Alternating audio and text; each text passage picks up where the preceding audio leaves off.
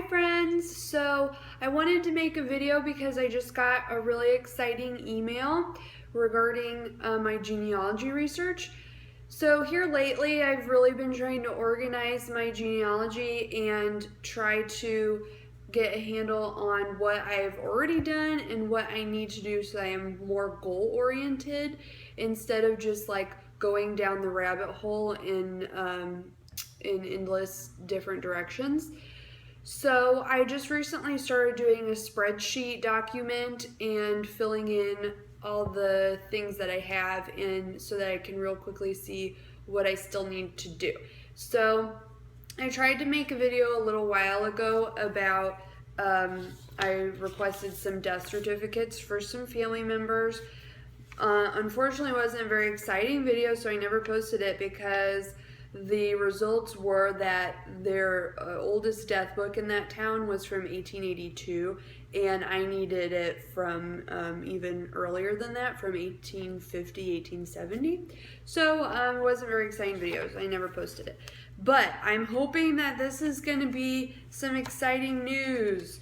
So one of the real reasons I got interested in genealogy was researching the Dixon family line because my dad comes from New York and the rest of his family lives in New York, and I really don't know much about his side of the family, so I was really interested in that. So I've made a lot of progress on that side, and I'm so excited. I think I've traced this family line outside of the United States, and that's kind of my major goal, is to trace all of the family lines outside of the United States to kind of find out where did they all come from and why did they come here, or to the best of my knowledge. I think the Dixons come from England. Now, I'm not 100% sure that I've traced this line right. I think it's right, but I need to prove it with more documentation. So that's what I'm doing right now.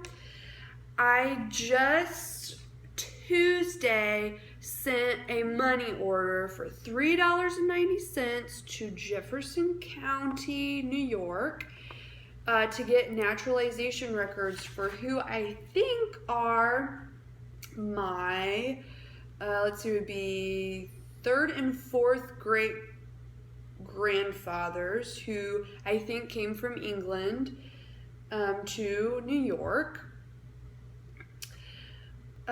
So I just got an email today from Jefferson County with the Naturalization Records attached. And how awesome is that? Jefferson County, you rock. That is a fast turnaround. And to have it in digital format is awesome. Come on, Google Chrome, it's not downloading. The internet might be a tad on the slow side. Okay, there it is. Okay, here it is. Now I gotta turn it around because it's sideways. Okay. State of New York, Jefferson County. Edward Dixon, being duly sworn, doth dispose and say that he is a native of England, of the kingdom of, oh gosh, I can't read that at all. Oh, Great Britain, and lately owing allegiance to the Queen of Great Britain. That he is of the age of 55 years, that he came to reside in the United States in the year 1832, and has continued to reside within the jurisdiction of the United States for more than 5 years last past, and has not departed the same during said term, and that it has been his bona fide intention to become a citizen of the United States and to renounce and adjure all allegiance and fidelity to every foreign prince, power, potentate, state, or sovereignty, whatever, for more than 5 years last past, and especially that of the Queen of Great Britain, and become a citizen of the United States of America, sworn and subscribed in open court this 19th day of January, 1848. Can't read that. Okay, so, and then the next one is that saying that I will support the Constitution of the United States. I do absolutely entirely renounce and abjure all allegiance and fidelity to every foreign prince, power, potentate. I guess that's how you say it, potentate, state or sovereignty whatsoever, in particular to the Queen of Great Britain, whose subject I was, and further, that I have never borne any hereditary title or been of any of the degrees of nobility of Great Britain.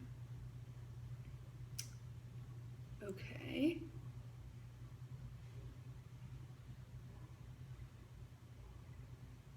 And then the next one is someone else. Oh, no. It's not someone else. Oh, this is, I guess, some witnesses. William Thompson and John. Can't read that. Of the county aforesaid being severally sworn, dispose and say that we are citizens of the U.S. and have been acquainted with Edward Dixon for more than 5 years last past, and said Edward Dixon has resided within the United States for more than 5 years last past and within the state of New York more than 5 years, that he has behaved as a man of good moral character attached to the principles of the Constitution of the United States and well disposed to the good order and happiness of the same, sworn in open court this 19th day of January 1848. Very cool. And then all of their signatures. It's confusing because I have 3 Edwards in a row. My great-grandpa's Clarence. My second great-grandpa is Edward, and my third and fourth are Edward as well.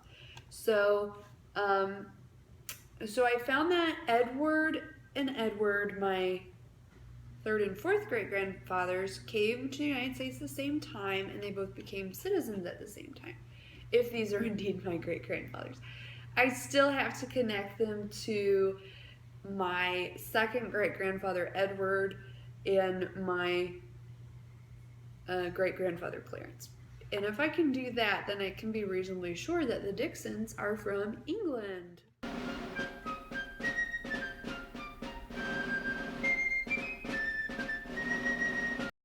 So they gave me all the documents in one PDF, so I'm trying to sort out which is which. So in this first document, it looks like it is from 1848, and Edward Sr. is 55 years old. He came to the United States in 1832. He's becoming a U.S. citizen in 1848. This other document that I have for him, it says Edward Dixon being duly sworn before Charles B. Horde, Esquire, Clerk of the Court of Common Pleas of said county, said that he was born in England, that he is of the age of 53, that he owes allegiance to the Queen of Great Britain, that he immigrated from Hull, Hull, I think it is, to the town of Oswegatchie. I wonder if that's what is now known as Oswego, in the state of New York, on or about the 25th day of July, 1832, that he is now residing in the town of Adams in the state of New York, where he has settled and is intending to reside, and that it is bona fide the intention of this deponent to become a citizen of the United States and to renounce forever all allegiance and fidelity to any and every foreign power, potentate, state, and sovereignty whatever, and particularly to the Queen of Great Britain. Subscribed and sworn to this day of December 1845 before me, and the clerk has signed it. Okay, so that is a different document when he was 53, 2 years prior, in 1845, and I'm not really sure what the difference of these documents are. I guess one seems like maybe kind of an application to citizenship, maybe, And then the other is like he was actually becoming a citizen. I'll have to look into that a little bit more. So then the next document that I have is also from 1848, and it looks like that Edward Dixon is 20 years old. So this is Edward Jr. And he also came to the United States in 1832 from Great Britain. Says the same thing as the other one, has his signatures, and has the same two witnesses as his, who I'm assuming his father had. And then that's all. There's just that one document for him. So it doesn't say where he came from. It just, other than that, oh yes it does. Hull, native of Hull. Okay. So I'm going to have to look into this Hull, Hull, in England. So if I can for sure attach these guys to their descendants, then I know where the Dixons came from, and that was my whole goal in the beginning, and this is super exciting. So Hull, England is maybe where the Dixons came from.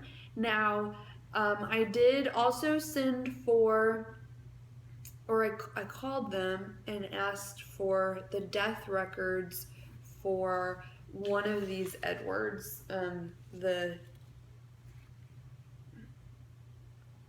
my third great grandfather, this Edward Jr. that I've been talking about. And so maybe if I have his death records, that might give me a few more clues. And then we'll just go from there and we'll see what we find. So thank you for joining me in this episode of Adventures in Genealogy with Darci. And hopefully we'll have some more great news to come. Have a good weekend. Thank you, and until next time, bye.